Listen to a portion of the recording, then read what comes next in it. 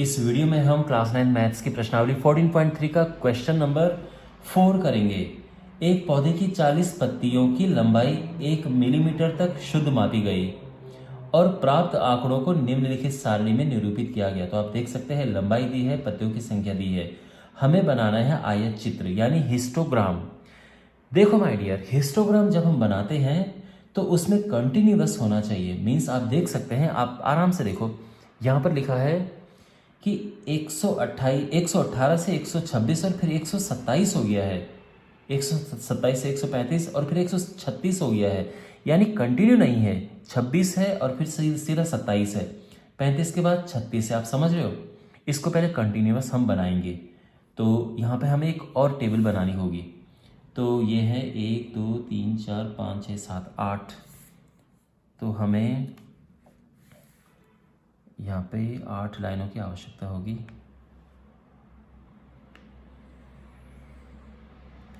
एक 2 3 4 5 6 7 8, चलो ठीक है।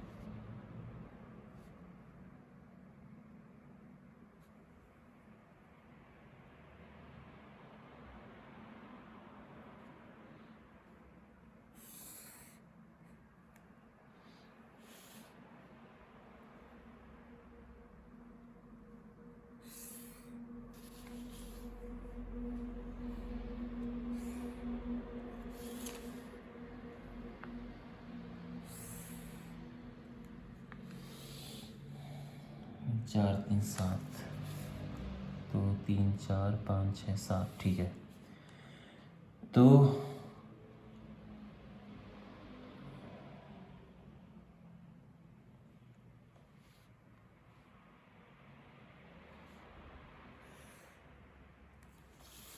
ठीक है, ये लंबाई हो गई जो लिखा है मीटर में, ठीक है ना। और ये है पत्तियों की संख्या, या इसको हम बारम्बार, चलो पत्तियों की संख्या लिख देते हैं, पत्तियों की संख्या, ठीक है ना। तो ये जो आप देख सकते हो जो ऊपर वाली टेबल में है, बिल्कुल हमने ये वही लिखा है, लेकिन इसको हम कंटिन्यूअस बना देंगे। अब कैसे?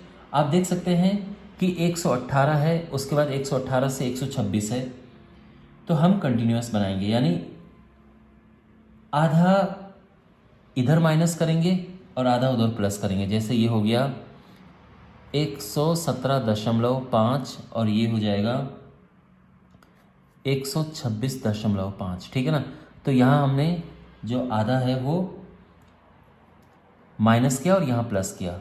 अब यहाँ पर अब ये भी 126.5, क्योंकि इसमें भी हम क्या करेंगे, देखो 127 है, हम 0.5 माइनस करेंगे, और यहाँ पर 135 है तो यहाँ 0.5 प्लस करेंगे, ठीक है। अब देखो ये कंटिन्यूअस आ गया ना, 126.5 126.5, फिर 135.5, यहाँ पे भी 135.5 आएगा, क्योंकि हम यहाँ से 0.5 माइनस कर रहे हैं, और यहाँ पर 144.5 आएगा क्योंकि 0.5 प्लस कर रहे हैं। ऐसे 144.5 और 153.5, फिर 153.5 और 162.5, फिर ये 162.5, 171.5, फिर ये 171.5, 180.5। समझ गए? अब ये कंटिन्यूअस हो गया है। पत्तियों की संख्या वही लिखेंगे हम, 3 5 9 12 5 4 2। अब इसको हमने यहाँ पर ग्राफ ये बनाना है, हिस्टोग्राम बनाना है इसका।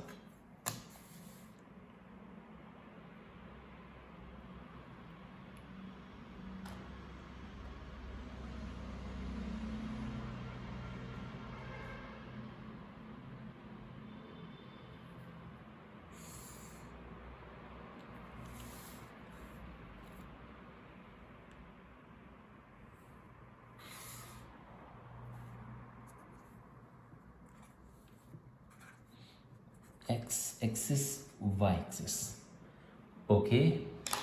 चलिए, अब यहाँ पर सबसे इम्पोर्टेंट काम हमें ये करना है कि ये नंबरिंग हमें सही से देनी है। देखो 117.5, फिर 126, 135, ये सब यहाँ पे आने चाहिए, ठीक है ना, 1 2 3 4 5 6 7 8। तो यहाँ से लिखना हम शुरू करेंगे, 1 2 3 4 5 6 7 8, काफ़ी जगह भी बच जाएगी। तो 117.5 ये हुआ।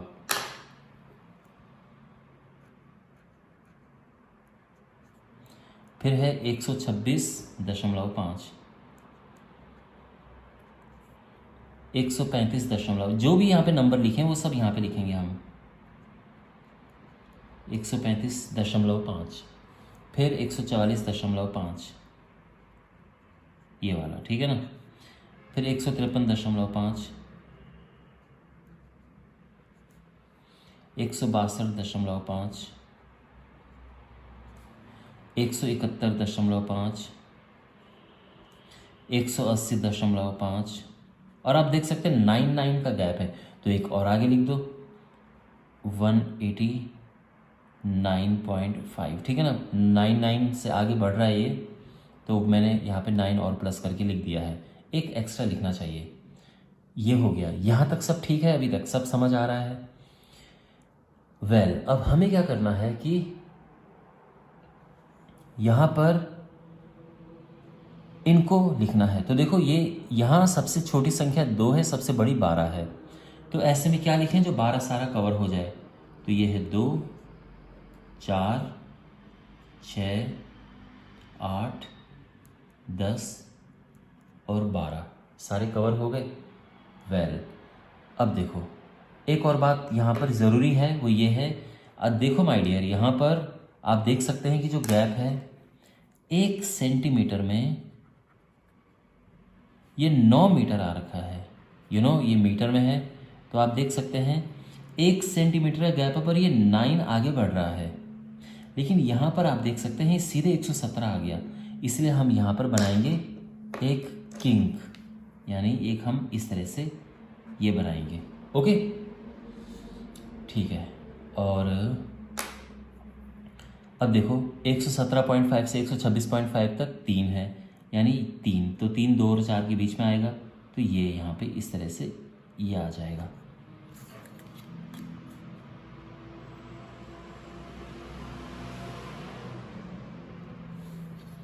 फिर 126.5 से 135.5 तक 5 हैं, यानी ये इनके बीच में 5 है, तो 5 यानी इधर ये 5।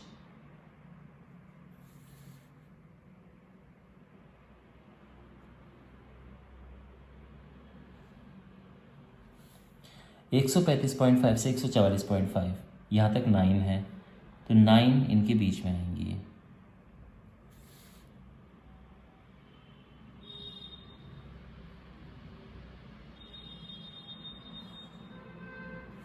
ठीक है। फिर 12 है 144.5 से 153.5, ये 12 हो गया।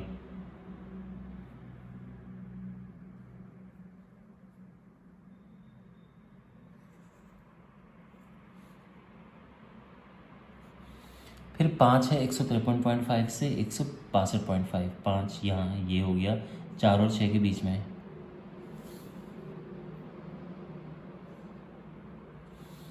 फिर है 4 162.5 से 171.5, ये 4 हो गया। और फिर 2 है इनके बीच में, तो 2 तो ये है,